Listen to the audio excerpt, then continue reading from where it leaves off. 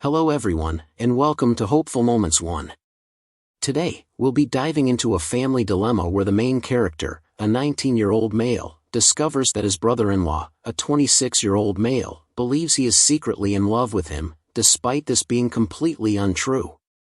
This story takes you through a surprising turn of events. What initially seemed like a harmless joke escalates into an awkward and tense family situation, potentially affecting the relationships between the protagonist, his sister, and his brother-in-law. If you find this story intriguing and filled with valuable lessons, don't forget to like, share, and subscribe for more insightful content. My sister's name is Diana, and her boyfriend is Mark. I am the youngest of 3 siblings, along with Diana and my older brother, whom we'll call Carlos. Since childhood, I have always felt a strong bond between us, a connection I believed nothing could break. I realized my sexual orientation quite early and decided to come out as gay when I was just 14 years old. It was not an easy step for anyone, especially at an age when family and societal acceptance can heavily influence a child's self-esteem. But fortunately, my parents and siblings fully supported me. They didn't just accept me for who I am, they actively protected and encouraged me through tough times. I still remember the day I gathered the courage to tell my family. My heart pounded, fear consumed me, but their reaction moved me deeply. There was no disappointment, no doubtful stares, and no harsh questions. Instead, my mom hugged me tightly, my dad gently ruffled my hair, and my siblings smiled, saying they had known for a long time. A sense of relief washed over me. I didn't have to face the world alone. Thanks to my family's unconditional support, I was able to live as my true self without fear of judgment or rejection in my own home. My family was not just a place to return to after long days, they were my strongest foundation, giving me the confidence to step into the world without having to hide or feel ashamed of who I am. However, things were not as smooth with my extended family. Relatives like aunts, uncles, cousins, and especially my grandparents never fully accepted this truth. They didn't react aggressively or cut ties with me, but I could sense the distance and hesitation in how they treated me. Family meals became more awkward, conversations grew shorter, and sometimes, the subtle glances or offhand remarks made it clear that I no longer held the same place in their eyes. Some chose to ignore the topic altogether, as if avoiding it would make it disappear. They treated me as they always had, yet there was an invisible boundary that kept me from fully engaging in family discussions. Others occasionally made comments that stung, whether disguised as harmless jokes or as advice like, "You'll change your mind someday." I knew they didn't intend to hurt me, but perhaps they simply couldn't, or wouldn't, understand who I truly was. Because of this, I never felt as free to express myself around them as I did at home. I had to adjust my behavior, avoid certain topics, and even be cautious with minor gestures. At home, I could openly talk about my partner and my daily experiences, but with them, I had to carefully choose what they wanted to hear. This unspoken restraint made me feel isolated within my own family. I accepted that, in their eyes, I might never be fully seen the same way as others. But even so, I refused to let that define my happiness. I couldn't change their perspective, but I could control how I lived my life, and I chose to live authentically, even if that meant making some people uncomfortable. I graduated high school and began my university journey 2 years ago at the age of 17.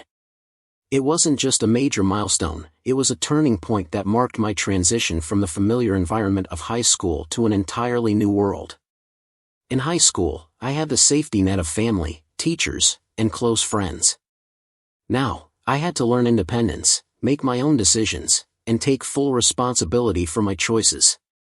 Starting college was both exciting and nerve-wracking. Everything felt vast and unfamiliar, the campus, the professors, the classes, and the new people I had yet to meet. I was no longer bound by high school rules, but this newfound freedom came with its own challenges. I had to manage my schedule, balance academics with personal life, and, most importantly, adapt to a completely different environment. Fortunately, I didn't have to face these changes alone. My sister, Diana, was pursuing her graduate studies at the same university. To save on living expenses and have a stable place to stay, I decided to move in with her and her fiancé, Mark, at their apartment. This helped me feel less lost in a new city, knowing I still had my family close by. Living with Diana wasn't just about having a home, it was an opportunity to learn from her experiences, as she had already navigated the challenges of university life and adulthood. That said, living with my sister and my future brother-in-law also brought new experiences and, at times, awkward situations. I was no longer just the youngest sibling who relied on my family. I had to learn how to adapt to a new household dynamic. And despite having them by my side, I quickly realized that the journey of growing up was something I had to walk on my own, with all its ups and downs and the lessons that came along the way. One of the luckiest things for me was attending the same university as my sister, Diana, who was continuing her education in graduate school. This not only helped me feel less lost and anxious when stepping into a new environment but also provided me with a strong emotional support system. Amidst all the changes that come with college life, from different learning methods and new friends to the independence of daily living, having a family member nearby gave me a great sense of reassurance. Instead of choosing to live in a dorm like many other students, I decided to move in with my sister and her fiancé, Mark, in their apartment. This was not just a practical decision to save on living expenses, something very important for a young college student, but also allowed me to have a stable living environment instead of adjusting to dormitory life, which could sometimes feel unfamiliar and lacking in privacy. At first, I worried that living with an engaged couple might make me feel like an extra person in their home, but that wasn't the case at all. Diana always treated me as she always had, a loving yet strict older sister, and Mark, though someone I had only grown close to in recent years, was incredibly kind and welcoming. Because of this, I quickly felt comfortable with my decision. Their apartment gradually became a second home, a place where I could return after a long day of studying without feeling lonely or out of place in the vast university environment. Initially, I was quite concerned about living with a couple, especially since they were engaged and had their own life together. I feared that my presence might become an unspoken burden, making them feel restricted in their own personal space. I also worried that I would have to withdraw, avoid disturbing them, or accidentally intrude on their private lives. However, those concerns quickly disappeared thanks to the strong bond one shared with Diana. She had always been an amazing sister, both strict and caring, and never made me feel like an outsider in their apartment. From the very beginning, she reassured me that I was always welcome and had no reason to feel guilty about living with them. Mark, although I didn't know him well at first, was just as easygoing and friendly, making it easy for me to open up. Before long, I realized that this apartment was not just a convenient place to stay, but it was becoming a warm little home where I felt safe and comfortable. Both Diana and Mark treated me like family, not just a temporary guest. We shared dinners together, watched movies on weekends, and sometimes even had late-night conversations. The atmosphere was so welcoming that I no longer felt like I was merely staying over, I was truly living in a home, just in a different way than I had with my parents. Living with them not only helped me save money but also gave me valuable life experiences that I probably wouldn't have gained if I had stayed in a dorm. I gradually learned that living with others wasn't just about sharing a space, it was about adapting, respecting, and supporting one another. I adjusted my habits to fit their lifestyle, learned to listen, and paid attention to even the smallest differences. Our evenings together, the endless conversations about life, work, and everyday moments became a natural part of my life.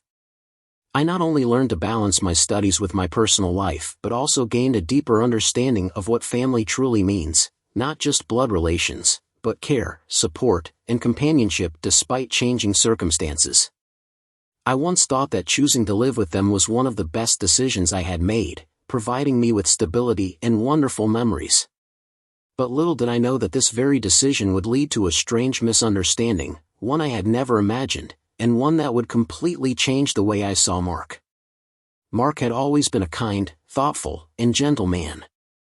From the very first time I met him, I had a great impression of how he treated my sister, with tenderness, care, and always putting Diana first. That reassured me because nothing mattered more to me than my sister's happiness.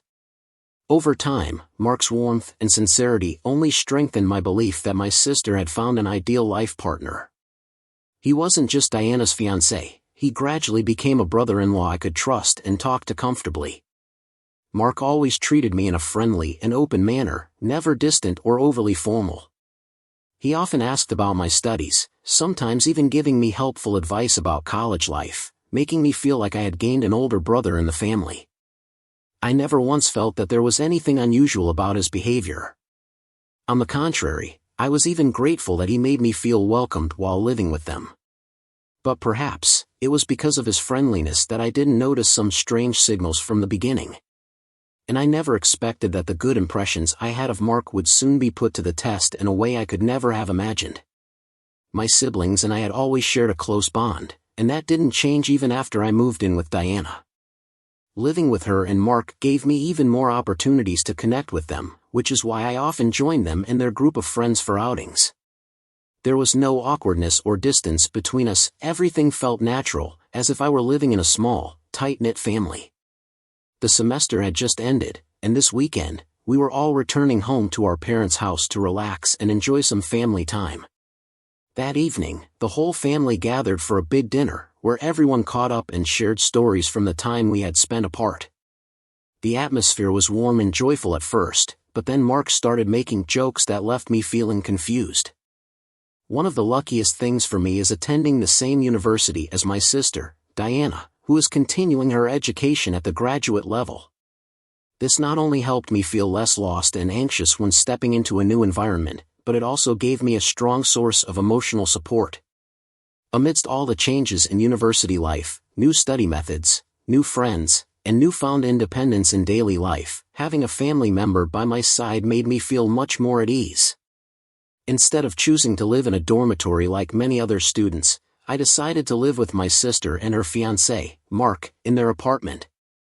This was not only a practical decision to save on living costs, a crucial factor for a young student just starting university, but also gave me a stable living space, rather than having to adjust to communal dormitory life, where everything felt unfamiliar and sometimes lacked privacy.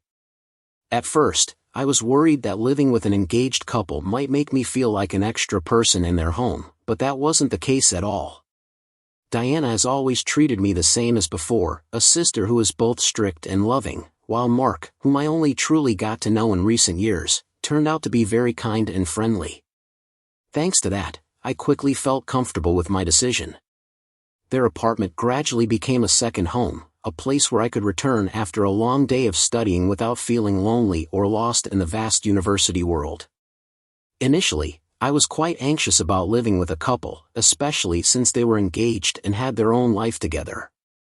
I feared that my presence might become an invisible burden, making them feel restricted in their own private space.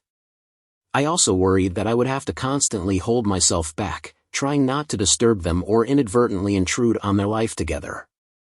However, those worries quickly disappeared thanks to the close family bond between me and Diana.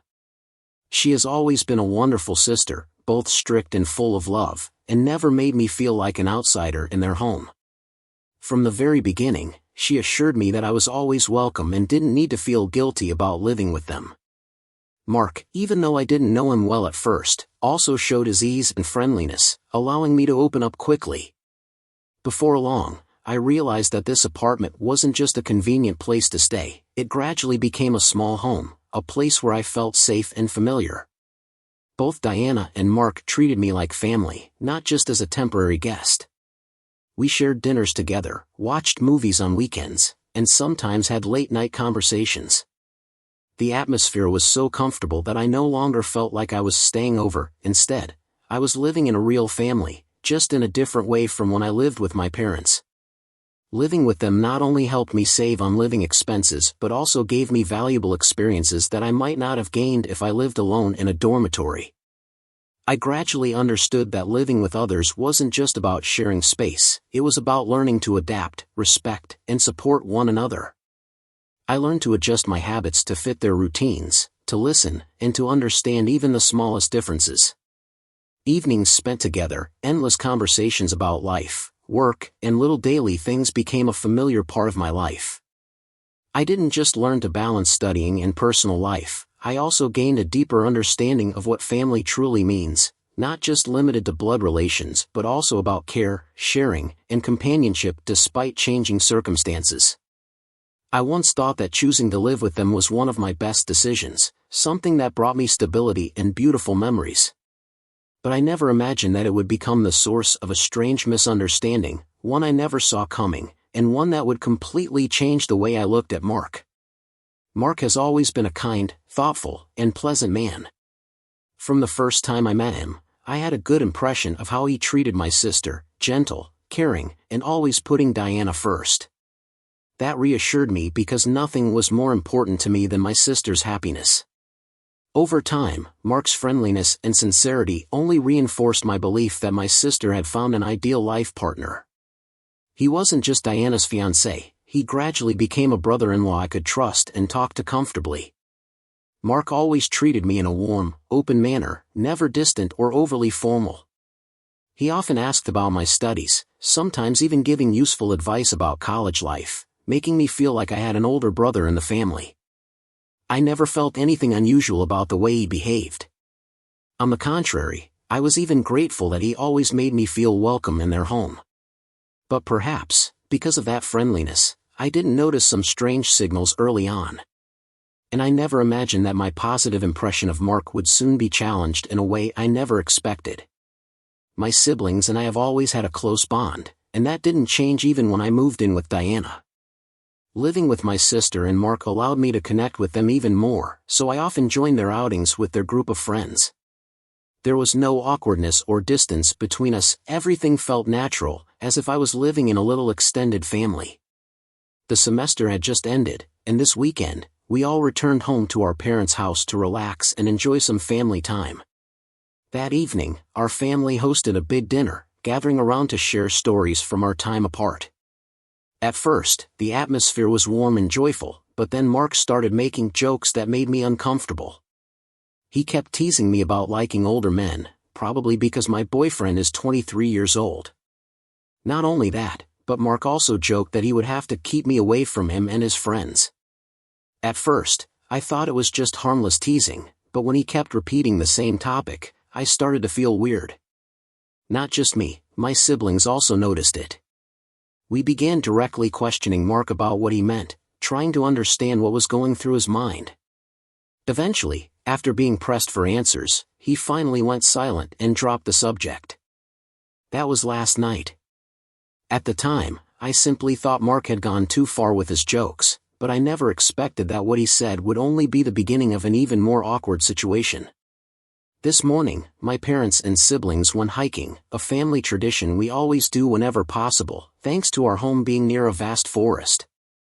The fresh air, the breathtaking scenery, and the moments of exploring nature together always made these trips special. However, today, I decided to stay behind. After a tiring week of studying, I just wanted to enjoy a lazy morning, curled up in bed a little longer instead of waking up early for a hike. Knowing that I love to sleep in, my family didn't bother me and simply left, letting me rest in peace. When I woke up, I assumed I was the only one left at home, never thinking that someone else had stayed behind. After stretching, I wandered into the kitchen, poured myself a bowl of cereal, and sat in the living room, turning on the TV to pass the time. Everything seemed normal until something unexpected happened. Mark suddenly walked out of the kitchen and sat down next to me. I froze for a moment, surprised because I thought he had gone hiking with everyone. But no, he was still here. I couldn't help but wonder, why didn't he go with them? Normally, he would participate, or at the very least, I should have heard him in the house earlier. Mark's presence wasn't exactly scary or too strange, but in that moment, I had a vague feeling that something was slightly off, something I couldn't quite put my finger on just yet. Then, Mark sighed lightly and looked at me seriously. He apologized for last night's jokes, explaining that it was just his way of avoiding serious topics. I was a bit surprised by his change in attitude. Last night, he had been joking endlessly, but now he seemed deep in thought and sincere. However, what he said next left me completely stunned. I shouldn't have joked about you having feelings for me. I stopped chewing, completely bewildered. I furrowed my brows, trying to figure out if I had misheard. What? What are you talking about? Mark maintained his serious expression and continued, I know you like me. For the past few years, ever since I started living with them. From the very beginning, I briefly mentioned this situation to my friends, and one of them suggested that I post about it here to see what outsiders think. At first, I found the idea a bit odd, but then I thought, why not? Maybe reading opinions from objective strangers would help me better understand this situation and figure out a solution. So I sat down, wrote out everything that had happened, and posted this. I'm not sure what I was expecting, maybe just a little confirmation that I'm not the only one who thinks this is crazy. Either way, I'll update if anything serious happens. Thanks for reading this far. Maybe I should go get a drink to ease this headache. Mark and Diana have been together since high school, but I only really got the chance to be close to him and understand him in the past 2 years, ever since I moved in with them. Mark has always been very open and comfortable around me. He never had that initial awkwardness or distance that some people have when getting to know someone new. Instead, he quickly showed friendliness through casual physical gestures. For example, he often asked me about his appearance before going out, things like, do I look okay like this, or does this hairstyle suit me? At first, I didn't find it strange because close friends often do the same. But what caught my attention was how he would always compliment me back in a way that felt subtly suggestive. Sometimes, they were simple remarks like you look nice today, but other times, they felt a bit off. I remember once when he laughed and joked that my pants made my butt look good, which made me pause for a second. Or times when he would stare at me and say, you look just like Diana, with a smile I couldn't quite decipher. Was it a joke, or was there something more? My sister is beautiful, so I initially thought he was just giving me a friendly compliment, but now, looking at everything in a new light, I'm not so sure if that was his only intention. Maybe I was too naive before, thinking that Mark was simply a kind and approachable person. But now, connecting all the pieces, the words, the gestures, and especially yesterday morning's bizarre conversation, I'm starting to wonder if he was trying to convey something all along, and I just didn't see it. Now, on to the main part of my update. After a sleepless night of thinking, I decided I couldn't keep this to myself any longer. I needed to speak up, to hear the thoughts of the people I trust most, my siblings. So this morning, I called for a sibling meeting at a diner we all love. This is a tradition we've had since childhood. Whenever there's something important to discuss, whether it was convincing our parents to get a pet or dividing household chores, we would gather here to talk things through seriously. When I texted them, both Diana and Carlos immediately agreed to meet. Maybe they also sensed that something was off since last night. When I arrived, Carlos was already there, sipping his coffee, and Diana walked in right after me. They both looked at me expectantly, as if they already knew this wasn't just a casual hangout. I took a deep breath, letting the warm and familiar atmosphere of the diner ground me, then started explaining everything. My brother immediately frowned, visibly annoyed. Those jokes weren't funny at all, they were just weird, Carlos said, shaking his head, clearly confused by Mark's behavior. Diana, on the other hand, remained silent for a moment before speaking. She told us that even after dinner, when it was just the two of them talking privately, Mark continued joking about this. At first, she didn't think much of it, assuming they were harmless remarks. Besides, Mark had a habit of making jokes that were sometimes a bit crude, so she let them slide. But after hearing about his apology from yesterday morning, along with the strange comments he'd made to me before, the atmosphere in our conversations suddenly became tense. Diana tightened her grip on her coffee cup, exhaled softly, and said, "At first, I just thought Mark was the kind of straight guy who assumes that any gay man must be into him. But now..." She didn't finish her sentence, but the thoughtful look in her eyes said it all. The three of us could all sense that something wasn't right. I pulled out my phone and showed them the post I had made, along with some comments from strangers online. Diana and Carlos read everything carefully, exchanging glances as they went through each line. I could see the change in their expressions, from surprise to confusion, and then gradually shifting into genuine concern. When they finished reading, Diana placed my phone down on the table, her gaze firm. "I'm going to talk to him," she declared. This is too weird to ignore. Diana gently placed her hand on mine, her eyes filled with both seriousness and empathy. I'm going to talk to Mark about this, she reaffirmed, her voice resolute. And you need to remember one thing, no matter what happens, I will never blame you or hold this against you. This is not your fault. Hearing those words made me breathe a sigh of relief. Even though I knew I hadn't done anything wrong, hearing it directly from my sister reassured me. I no longer had to worry about unintentionally causing a rift in our marriage or being seen as a problem within the family. Diana was still the sister I had always loved, understanding, supportive, and always on my side. After that conversation, we continued our meal in a slightly more relaxed atmosphere, though an underlying tension still lingered in all our thoughts. Once we finished eating, I got up to leave, ready to head back to my friend's place as planned. Diana looked at me and gave a small nod, a silent promise. If anything happens, I'll let you know right away, she said. I nodded back, grateful to have my siblings by my side. As I walked out of the diner, I still had no idea where this situation would lead, but at least I no longer had to face it alone. After leaving the diner, I pulled out my phone and texted my boyfriend. Even though I knew he might not reply immediately, since he's in the UK and we have a time difference, I still wanted him to know what was going on. I summarized everything briefly, trying not to make it sound too alarming, but enough for him to understand the situation. After hitting send, I stared at the screen for a moment, then sighed and slipped my phone into my pocket. Maybe when I wake up tomorrow morning, I'll see a response from him. I'm not sure how he'll react, surprised, angry, or just as confused as I am right now. But either way, I feel more at ease knowing that he'll soon be aware of everything. Right now, I'm sitting in my friend's living room, watching them play a game and trying to pretend that I understand what's happening on the screen. Honestly, I have no clue about this game, but I don't really mind. After such a stressful day, all I want is to sit back and let my mind rest. The sound of my friends laughing around me makes me feel a little better. Even though everything isn't completely clear yet, I know that I'm not alone in this. And that's the most important thing right now. After all, this whole situation has made me realize that sometimes, the people we trust the most can still surprise us in unexpected ways. I've learned that my own feelings of unease and doubt aren't always irrational. Sometimes, they're warning signs that I need to pay attention to. More importantly, I understand now that speaking up when something makes me uncomfortable is necessary, no matter who the other person is. At the same time, I've also come to appreciate the immense value of family and those who truly care about me.